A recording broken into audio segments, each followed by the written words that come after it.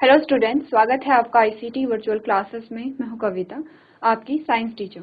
उम्मीद करती हूं आप सभी अच्छे होंगे और स्वस्थ होंगे। सो क्लास स्टार्ट करेंगे अपने चैप्टर के क्वेश्चन आंसर। चैप्टर का नाम है reaching the age of adolescence, यानी कि हम किशोर अवस्था के बारे में बात कर रहे थे। चैप्टर हमने पढ़ा है, क्वेश्चन आंसर्स को डिस्कस कर रहे थे। तो देख लेंगे प्रीवियस जो क्वेश्चन हमारे पास आते हैं वो कौन कौन से हमने सॉल्व कर लिए हैं। उसके बाद नए कुछ क्वेश्चन हमारे पास यहाँ पर आएंगे। उससे पहले एक क्वेश्चन आपको होमवर्क में दिया गया था, तो वो भी आपने सॉल्व कर लिया होगा, मैं मान के चल रही हूँ। नहीं किया है तो आगे देखेंगे, ठीक है। चलिए, तो जैसे जैसे स्क्रीन आगे बढ़ रही है वैसे वैसे आप अपने प्रीवियस जो क्वेश्चंस हैं उनको रिवाइज कर लेंगे। इन केस कोई क्वेश्चन रह जाता है जो आपने नोट नहीं किया होगा, जिसका आंसर आपने नोट नहीं किया होगा, तो उसे आप यहाँ पे नोट भी कर लेंगे।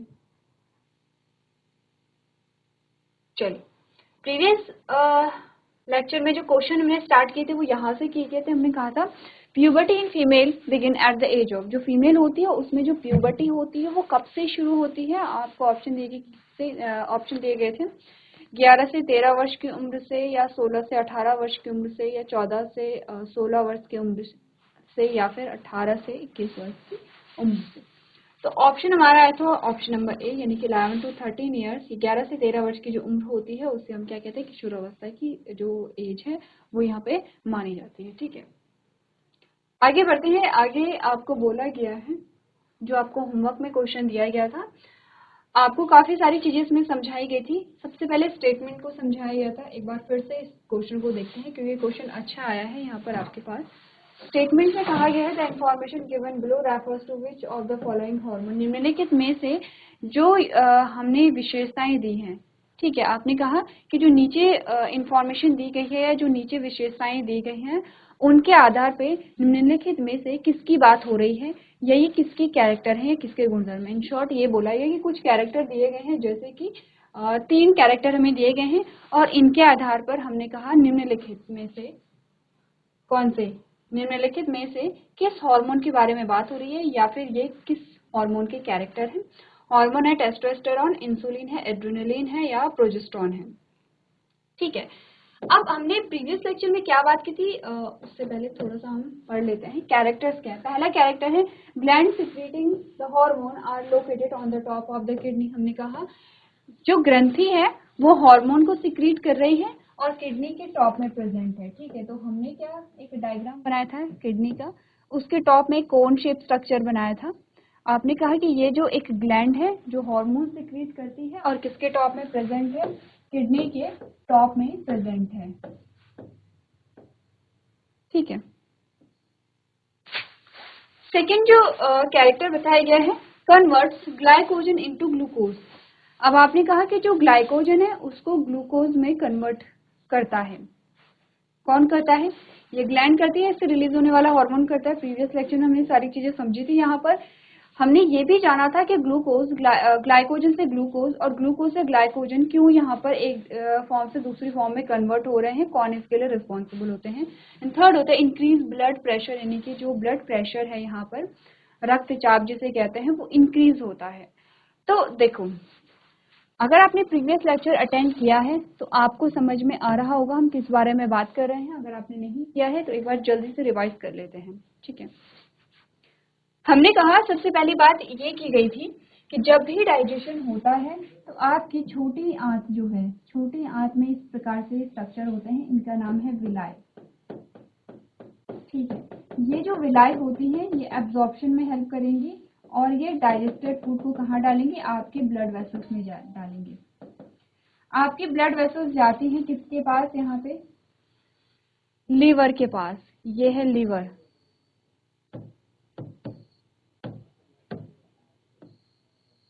ये लीवर है, ये लीवर के पास जाती हैं और ये डाइजेस्टेड फूड यानी कि ये जो ग्लूकोज है, ये क्या है, ग्लूकोज है, इस ग्लूकोज को लीवर को दे देती है। लीवर इस ग्लूकोज को ग्लाइकोजन के फॉर्म में क्या करेगा, स्टोर कर देगा, ठीक है। ग्लाइकोजन के फॉर्म में स्टोर कर देगा।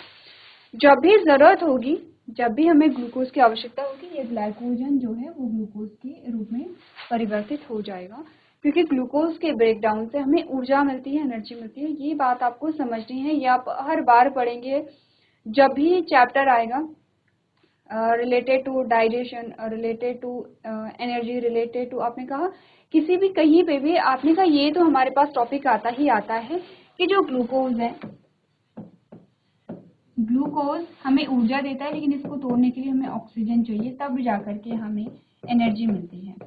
इस चीज को तो आप समझ लीजिए, ठीक है। ये हर एक सेल में होता है, हर एक कोशिका में होता है।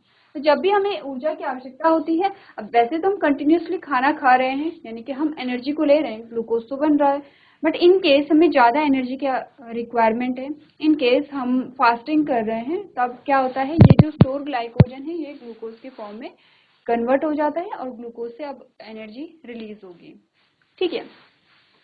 इतनी बात तो हमें समझ आ गई है। अब हमने कहा यहाँ पर इतनी बात हो गई, तो आगे बढ़ते हैं। ये हटा दूं,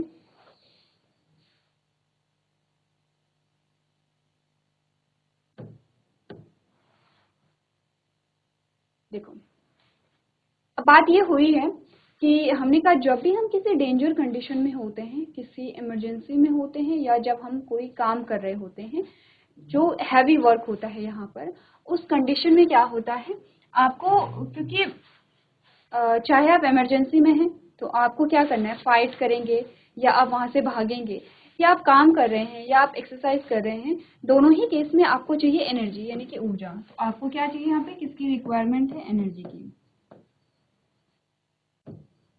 एनर्जी मिलेगी कहाँ से, एनर्जी मिलेगी ग्लूकोज से। लेकिन ग्लूकोज से कैसे एनर्जी मिलेगी,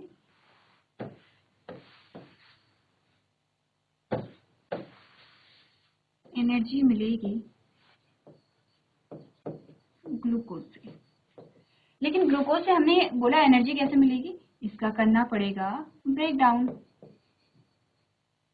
यानी कि इसको तोड़ना पड़ेगा। और ब्रेक डाउन के लिए क्या चाहिए हमें, ब्रेक डाउन के लिए हमें चाहिए ऑक्सीजन। जब ऑक्सीजन यहाँ पर आएगी तब यहाँ पे ब्रेक डाउन होगा। ऑक्सीजन कहाँ से हमें मिलेगी, जब हम रेस्पिरेशन करेंगे,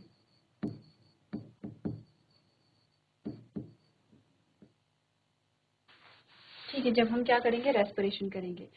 हमने कहा रेस्पिरेशन करेंगे, लेकिन इस ऑक्सीजन को क्विकली पहुंचाना है, बहुत जल्दी हमें पहुंचाना है। जब हम रेस्पिरेशन करेंगे तो हमें क्या मिलेगी, यहाँ पे हमें मिलती है ऑक्सीजन।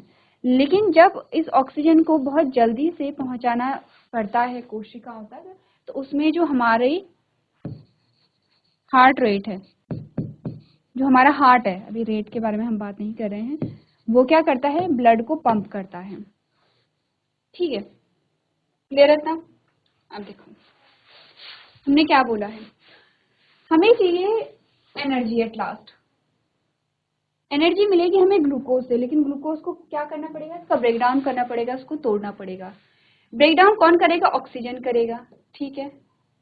ये ऑक्सीजन जो है वो कहाँ से आती है, आपने कहा रेस्पिरेशन से हमारे पास ऑक्सीजन आती है, और उसके बाद ये जो ऑक्सीजन है ये कहाँ मिलती है, यहाँ पे ब्लड में मिलती है, ठीक है। यहाँ पे ब्लड भी लिख लेते हैं ताकि और ज्यादा क्लैरिटी आए। जब हमने रेस्पिरेशन किया तो ये ऑक्सीजन कहाँ गई, ब्लड में गई। अब इस ऑक्सीजन को, ये जो ब्लड है जिसमें ऑक्सीजन है, ये हार्ट में जाता है, और हार्ट इस ऑक्सीजन को पंप कर देता है। सिर्फ ऑक्सीजन नहीं बल्कि ऑक्सीजनेटेड ब्लड को क्या करेगा, पंप कर देगा, ठीक है।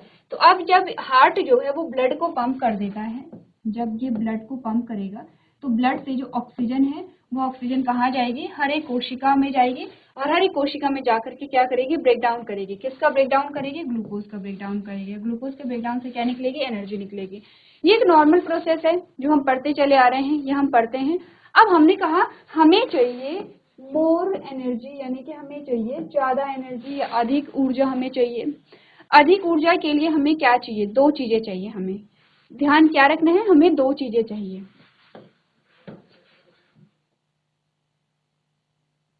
हमें चाहिए मोर ग्लूकोज, क्योंकि ग्लूकोज से ही तो एनर्जी मिल रही है, और हमें चाहिए मोर ऑक्सीजन, क्योंकि ऑक्सीजन भी तोड़ेगा तभी ग्लूकोज से एनर्जी निकल पाएगी, ठीक है। तो हमें दो चीजें चाहिए। हमने कहा अगर हमें ज्यादा एनर्जी की आवश्यकता है तो हमें ज्यादा ग्लूकोज चाहिए, ज्यादा ग्लूकोज को तोड़ने के लिए ज्यादा ऑक्सीजन हमें चाहिए। इस केस में होता क्या है, यहाँ पर एक हार्मोन रिलीज होता है और वो हार्मोन क्या कर देता है, वो लिवर सेल के पास जाएगा, ठीक है, वो लिवर में जाता है और लिवर में वो क्या करेगा, कमांड देगा, ठीक है। जब कमांड देगा तो जो ये ग्लाइकोजन है ये ग्लूकोज में परिवर्तित हो जाएगा, ये ग्लूकोज में परिवर्तित हो जाएगा और अब ये ग्लूकोज यहाँ से कहाँ आएगा, हमारी कोशिकाओं में आएगा। वैसे तो हमने खाना खाया है, वैसे भी हमारे पास ग्लूकोज है, लेकिन हमें अधिक ग्लूकोज चाहिए, तो अधिक ग्लूकोज के लिए हम कहाँ जाएंगे, लिवर के पास जाएंगे, क्योंकि लिवर ने क्या कर रखा है, स्टोर कर रखा है, भंडारण कर रखा है। जैसे हम भी स्टोर करते हैं चीजों को, जैसे कि आपने कहा कि हम अपने किचन का जब सामान लेते हैं तो हम दालें जो है वो दाल ले लेते हैं, जैसे सब्जियां तो आप डेली लेते हैं, फ्रेश लेते हैं, लेकिन जो दाल है, जो मसाले हैं, जैसे तेल है, ऐसी चीजें हम स्टोर कर लेते हैं 1 महीने या 2 महीने के लिए, ऐसे हम स्टोर कर लेते हैं। वैसे ही हमारा लिवर भी स्टोर कर लेता है ग्लूकोज को। अब जब भी हमें आवश्यकता है हम यहाँ से ग्लूकोज लेते हैं, जैसे कि जब भी हमें आवश्यकता होती है हम दाल निकालते हैं, मसाले निकालते हैं, तेल निकालते हैं, वैसे ही जब भी हमारे शरीर को आवश्यकता होती है ग्लूकोज की, यहाँ से ग्लूकोज निकाला जाता है। कहाँ डाला जाता है, फिर से ब्लड में डाला जाता है। और ब्लड, क्योंकि पूरे शरीर में ब्लड क्या कर रहा है, सर्कुलेट हो रहा है, तो पूरे शरीर में जो ब्लड है वो ग्लूकोज को देता रहता है। अब हमारे बॉडी में ग्लूकोज तो आ गया है, ज्यादा ग्लूकोज तो आ गया है। अब हमें क्या चाहिए, यहाँ पर हमें चाहिए ज्यादा ऑक्सीजन, ठीक है। ज्यादा ऑक्सीजन के लिए हमें क्या करना पड़ेगा, ज्यादा ऑक्सीजन हम कैसे लेंगे, हम जल्दी जल्दी सांस लेंगे। इट मीन्स कि आपका जो रेस्पिरेटरी रेट है वो इंक्रीज होगा, ठीक है। क्या होगा, रेस्पिरेटरी रेट क्या हुआ, इंक्रीज हुआ, श्वसन दर जिसे कहते हैं। अब आपने ज्यादा ऑक्सीजन ले ली है, आपके ब्लड में ज्यादा ऑक्सीजन आ गई है, लेकिन इस ब्लड में जो ज्यादा ऑक्सीजन आई है, इस ब्लड को जिसमें बहुत ऑक्सीजन है उसको फटाफट से अब कोशिकाओं में भेजना है। इसके लिए आपके हार्ट को भी बहुत जल्दी जल्दी काम करना पड़ेगा, आपके हार्ट को भी बहुत जल्दी से बीट होना पड़ेगा, और इसीलिए आपकी हार्ट रेट हमने कहा इंक्रीज हो जाती है। हार्ट रेट इंक्रीज होगा यानी कि हार्ट बहुत जल्दी जल्दी क्या कर रहा है, पंप कर रहा है ब्लड को। हार्ट क्या करेगा, बहुत जल्दी जल्दी से पंप करेगा। इट मीन्स कि जो ब्लड है वो बहुत प्रेशर के साथ हमारी बॉडी में सर्कुलेट होगा, इसीलिए आपने का जो ब्लड प्रेशर है यानी कि जो बीपी है वो भी इंक्रीज होगा। तो क्या क्या चीजें इंक्रीज हुई हैं, इंक्रीज हुआ है आपका रेस्पिरेटरी रेट, आपका हार्ट रेट, आपका बीपी, ठीक है। बीपी आ गया यहाँ पे, लास्ट वाला ऑप्शन यही तो कह रहा था, ये क्या करता है, इंक्रीज ब्लड प्रेशर यानी कि रक्तचाप को बढ़ाता है, ठीक है। बीपी को, बीपी सुना होगा आपने, बीपी को बढ़ाता है,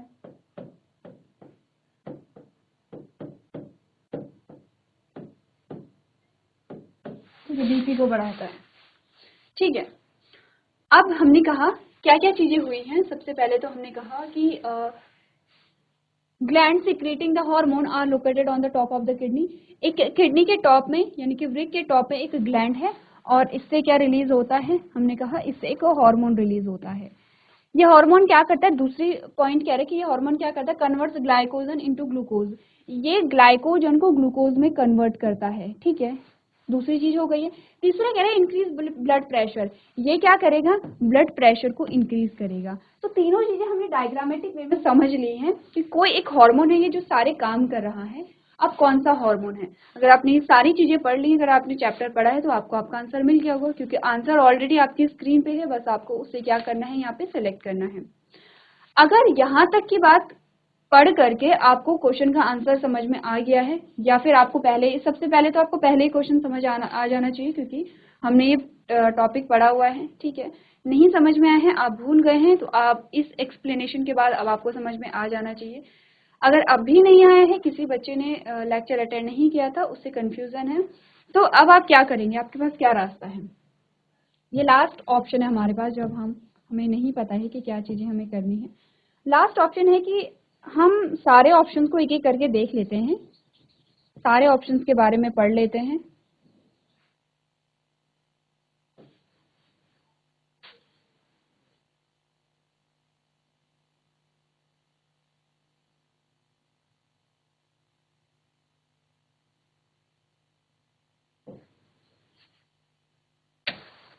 ठीक है, हम सारे ऑप्शन को एक बार पढ़ लेते हैं। स्टार्ट करते हैं टेस्टोस्टेरोन, ठीक है। एक हार्मोन है टेस्टोस्टेरोन, जो कि यहाँ पर मेल में प्रोड्यूस होता है। कहाँ प्रोड्यूस होगा, मेल में प्रोड्यूस होता है। सेकेंडरी कैरेक्टर्स के लिए रिस्पॉन्सिबल होता है, सेकेंडरी कैरेक्टर समझते हैं, जब हमने कहा किशोरावस्था के दौरान कुछ चेंजेस आते हैं शरीर में, तो हमने कहा जो वॉइस होते हैं उनमें टेस्टोस्टेरोन रिलीज होता है और उसमें सेकेंडरी कैरेक्टर द्वितीय लक्षणों के लिए या द्वितीय लैंगिक लक्षणों के लिए उत्तरदायी होते हैं।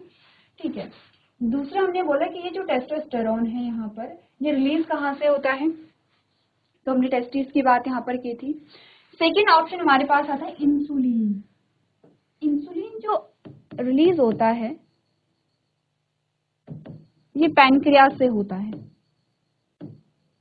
पैनक्रियास से आपका। अच्छा, एक और चीज, टेस्टोस्टेरोन कहाँ से रिलीज हो रहा है, ये भी एक हार्मोन है। ठीक है, अब टेस्टोस्टेरोन के ये कैरेक्टर है या नहीं है, यानी कि ये ग्लाइकोजन को ग्लूकोज में परिवर्तित करता है या नहीं करता है, या ब्लड प्रेशर इंक्रीज करता है या नहीं करता है, हमें ये तो नहीं पता, लेकिन हमें इतना तो पता है कि टेस्टोस्टेरोन कहाँ से रिलीज हो रहा है, टेस्टिस से रिलीज हो रहा है। लेकिन हम किसकी बात कर रहे थे, एक हार्मोन की बात कर रहे थे जो एक ऐसी ग्लैंड से सिक्रीट होता है जो कहाँ प्रेजेंट है, किडनी के टॉप में प्रेजेंट है। ये तो किडनी के टॉप में तो नहीं है, आपने कहा किडनी और आपके जो यहाँ पे रिप्रोडक्टिव सिस्टम है उसकी लोकेशन अलग अलग है। इट मीन्स कि आपका ये तो ऑप्शन नहीं हो सकता है। Just on the basis of location हम क्या कर सकते हैं, अपने क्वेश्चन के आंसर को डिटेक्ट कर सकते हैं। ठीक है, हमने कहा क्योंकि यहाँ पर ये क्या होगा, किडनी के टॉप में तो प्रेजेंट नहीं होता है। दूसरा इंसुलिन, हमने कहा इंसुलिन कहाँ से रिलीज हो रहा है, पैनक्रियास से। अब पैनक्रियास कहाँ प्रेजेंट है, अगर आपको ध्यान होगा आपने कई बार पढ़ा है डाइजेस्टिव सिस्टम और हम ये डायग्राम कई बार बना चुके हैं। हमने कहा just behind the stomach pancreas आपको मिल जाएगा। तो ये स्टमक के नीचे हम दिखाते हैं, ये स्टमक के पीछे प्रेजेंट होता है। कौन, पैनक्रियास, किडनी के टॉप में नहीं है। ठीक है, इंसुलिन के काम क्या होते हैं ये एक बार देख लो, ये काम आएगा आपके। इंसुलिन का काम होता है ग्लूकोज को, आपने प्रीवियस लेक्चर में पढ़ा है, हमने प्रीवियस लेक्चर में एक्सप्लेन किया है, ग्लूकोज को ग्लाइकोजन के रूप में क्या करना, स्टोर करना। ध्यान रखिए, कंफ्यूज नहीं करना है, यहाँ पर है कन्वर्ट ग्लाइकोजन इनटू ग्लूकोज। यहाँ पर ग्लाइकोजन को ग्लूकोज में कन्वर्ट करने की बात हो रही है, लेकिन इंसुलिन का काम है ग्लूकोज को ग्लाइकोजन में कन्वर्ट करना। ठीक है, दोनों क्या है, एक दूसरे से विपरीत प्रोसेस यहाँ पर आती है। नेक्स्ट आता है प्रोजेस्टेरॉन। प्रोजेस्टेरॉन एक हार्मोन है जो रिलीज होता है ओवरी से। अगेन ओवरी जो प्रेजेंट होगी वो कहाँ होगी, फीमेल रिप्रोडक्टिव सिस्टम में होगी। किडनी के टॉप पे ये भी नहीं है, इट मीन्स कि ये भी हमारा आंसर नहीं होगा, ना ही ये होगा, क्योंकि ये तो कहाँ है, पैनक्रियास, स्टमक के। इंसुलिन जो है वो पैनक्रियास से हो रहा है, पैनक्रियास का है, स्टमक के जस्ट बिहाइंड प्रेजेंट है। ठीक है, ओवरी है। ओवरी जो है फीमेल रिप्रोडक्टिव सिस्टम का एक पार्ट होता है, यहाँ से रिलीज होता है प्रोजेस्टेरॉन, और इस प्रोजेस्टेरॉन को हम प्रेगनेंसी हार्मोन कहते हैं यहाँ पर। ठीक है, इट मीन्स कि यहाँ पर प्रोजेस्टेरॉन का काम ये नहीं है कि वो ग्लाइकोजन को ग्लूकोज में कन्वर्ट करेगा या वो ब्लड प्रेशर को इंक्रीज कर रहा है। ये क्या होता है, प्रेगनेंसी को कंटिन्यू करने के लिए रिलीज होता है, कौन, प्रोजेस्टेरॉन। क्लियर है, हमारे पास एकमात्र आंसर रह जाता है, दैट इज एड्रेनालिन। क्या हमारा आंसर सही है, तो देखिए ये तरीके होते हैं क्वेश्चन को सॉल्व करने के। या तो आप अपना आंसर एकदम से आपको आता है और आप उसे सेलेक्ट करेंगे, और आपको अपने आंसर के बारे में बिल्कुल भी आइडिया नहीं है तो आप जो अदर ऑप्शंस हैं उनके पास जाएंगे, उनको देखेंगे। या तो हमें ये पता हो आंसर क्या होना चाहिए, क्या हो सकता है, या हमें ये पता हो कि आंसर क्या नहीं हो सकता, जो नहीं हो सकता उसको हटा लीजिए।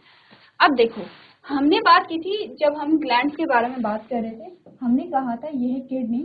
किडनी के टॉप में एक ग्लैंड होती है, इसका नाम है एड्रिनल ग्लैंड। ठीक है, इस एड्रिनल ग्लैंड से रिलीज होता है एड्रेनालिन, और ये जो एड्रेनालिन है इसको हम क्या कहते हैं, इमरजेंसी हार्मोन भी कहते हैं, इमरजेंसी हार्मोन, या फाइट और फ्लाइट हार्मोन भी कहते हैं। तो पढ़ ले इसका एक्सप्लेनेशन, ऑप्शन नंबर सी हमारा सही आंसर आएगा। इसका जो एक्सप्लेनेशन हमारे पास आता है वो है, adrenaline is secreted by the adrenal gland. जो एड्रेनालिन है वो कहाँ से सिक्रीट होता है, एड्रिनल ग्लैंड से होता है release, which are located on the top of the kidney, जो कि किडनी के टॉप में प्रेजेंट होता है। The hormones prepare the body to fight और run away during an emergency situation. ठीक है, its effect involve an increase in heart rate. आपने कहा एड्रेनालिन जब रिलीज होता है तो क्या क्या इफेक्ट होते हैं, हार्ट रेट, आपकी जो हृदय दर है, ठीक है, जो धड़कन है वो बढ़ जाती है, ब्लड प्रेशर आपका बढ़ जाता है, ब्रीथिंग रेट आप बहुत जल्दी से सांस लेने लगते हैं, ब्लड ग्लूकोज लेवल आपका यहाँ पर क्या हो जाता है, बढ़ जाता है। तो हमने क्या क्या चीजें डिस्कस की है, हमने कहा नीचे दी गई जानकारी निम्नलिखित में से किस हार्मोन को संदर्भित करती है।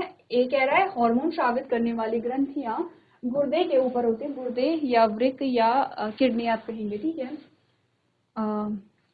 तो सेकंड है ग्लाइकोजन को ग्लूकोज में परिवर्तित करता है और रक्तचाप को बढ़ाता है। ऑप्शन है testosterone, insulin, adrenaline and progesterone. Answer होगा एड्रेनलिन, ठीक है। आपने कहा एड्रेनलिन अधिवृक्क ग्रंथियों द्वारा स्रावित होता है जो गुर्दे के ऊपर स्थित होती है। यह हार्मोन आपातकालीन स्थिति के दौरान शरीर को लड़ने या भागने के लिए तैयार करता है। इसके प्रभाव में हृदय गति, रक्तचाप, श्वसन दर, रक्त शर्करा स्तर आदि में वृद्धि शामिल है, ठीक है। तो आपने जब ये क्वेश्चन सॉल्व किया है तो आपको कई सारे जो टॉपिक हैं या इससे बनने वाली कई सारे जो क्वेश्चन है वो आपके यहाँ पे सॉल्व होते हैं। अच्छा टॉपिक है, क्वेश्चन को सॉल्व करेंगे और इसे नोट भी करेंगे।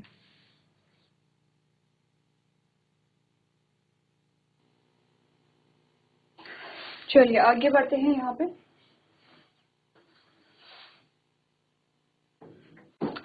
अगला प्रश्न देखते हैं। सबसे पहले स्टेटमेंट के बारे में बात करेंगे। स्टेटमेंट में हमें बताया गया है during menstrual bleeding the fluid that come out the vagina contain dash along with blood।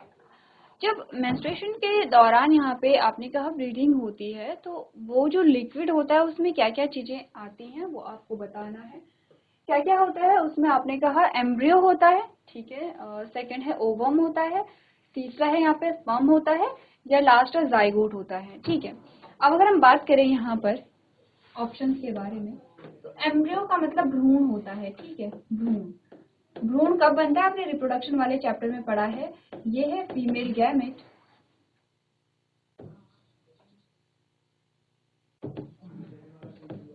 ये है यहाँ पे मेल गैमेट। जाइगोट जो है वो एक single cell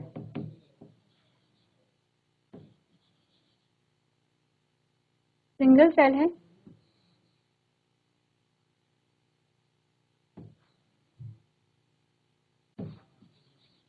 containing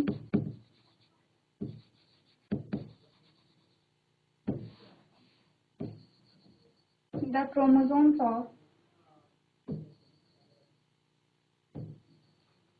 male gamete and female gamete। इसका क्या मतलब हुआ,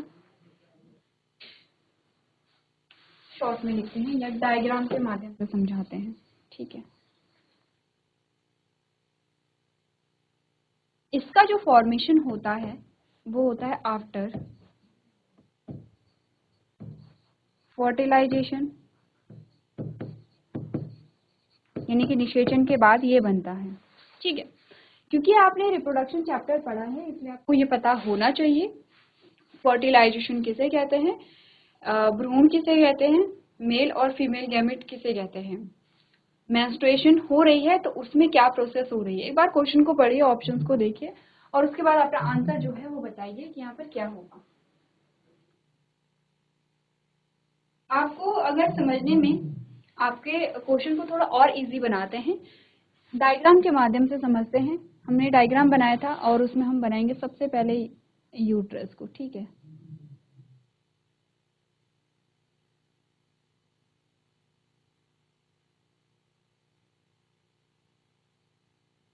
हमने बोला था यहाँ पर जो यूट्रस होती है उसकी कुछ वॉल होती है, दूसरी वॉल या दूसरी लेयर ये आ गई है, और तीसरी जो वॉल होती है वो कैसी होती है, यहाँ पे थिक होती है और ऐसे होती है, मुड़ी हुई होती है। इसका नाम है एंडोमेट्रियम, क्लियर है। और यहाँ पर जो है आपका फीमेल गैमेट है, फीमेल गैमेट जिसको हम क्या कह रहे हैं, ओवम कह रहे हैं। अब बताइए, हमने यही बात की थी कि अगर फर्टिलाइजेशन हो जाती है तो ठीक है यहाँ पे जाइगोट बनेगा, अगर फर्टिलाइजेशन नहीं होता है तो इस ओवम का क्या होगा, ये क्या है, ओवम है, ओवम जिसको हम क्या कह रहे हैं, फीमेल गैमेट कह रहे हैं। तो फिर से आप वही जो प्रोसेस है वो अपनाएंगे। या तो आपको आपका आंसर पता है और आप अपने आंसर को देखेंगे कि मेरा आंसर कौन सा हो सकता है, उसको आप सॉल्व करने की कोशिश करेंगे, या आप ये देखेंगे मेरा इस क्वेश्चन का आंसर क्या नहीं हो सकता, ऐसा कौन सा ऑप्शन है जो उसका आंसर हो ही नहीं सकता, तो आप हटा देंगे। इससे क्या होगा, अब आपके पास कम ऑप्शन रह जाएंगे और उनमें आप कंपेयर कर पाएंगे, उनमें आप एनालिसिस कर पाएंगे कि आंसर कौन सा होगा। तो जल्दी से देखिए, अब आपके पास डायग्राम भी है, आपको बताना है कि क्या क्या चीजें यहाँ पर जो ब्रीडिंग है उसके साथ आती हैं। तो चलिए सबसे पहले हम बात करते हैं, अगर यहाँ पर बात हो रही है फीमेल रिप्रोडक्टिव सिस्टम के बारे में, तो वो कौन सा ऑप्शन है जो यहाँ पर नहीं होगा या जिसके चांसेस है कि ये इसका आंसर नहीं हो सकता है। आपने कहा ऑप्शन नंबर सी, क्योंकि मेल गैमेट की बात हो ही नहीं सकती है अगर हम बात कर रहे हैं फीमेल रिप्रोडक्टिव सिस्टम के बारे में। क्लियर है इतना? आपने कहा दूसरा क्या हो सकता है, भ्रूण यानी कि एम्ब्रियो। एम्ब्रियो में होता क्या है, एम्ब्रियो होता है कि जब आपने कहा आफ्टर फर्टिलाइजेशन, फर्टिलाइजेशन के बाद क्या होगा, भ्रूण का निर्माण होता है, और जो भ्रूण है वो धीरे धीरे डेवलप हो करके वही एक जो पूरा फीटस है उसको बनाता है, और फाइनली आपने कहा कि जो न्यू बॉर्न है वो यहाँ पर जन्म लेता है। ठीक है, तो आपने कहा ये ऑप्शन भी नहीं हो सकता है। ठीक है, हमारे पास आते हैं दो ऑप्शन, ओवम और जाइगोट। इसको आप लोग एक बार घर से पढ़ के लेकर के आएंगे, इन दोनों में से हमारा जो आंसर है वो कौन सा होगा। साथ साथ हमने कहा एम्ब्रियो जो है वो इसका आंसर क्यों नहीं होगा, इसका भी आंसर आपको क्या करना है, पढ़ के लेकर के आना है। तो आज के सेशन में हम इतना ही करेंगे। अभी तक क्लास में बने रहने के लिए आपका धन्यवाद।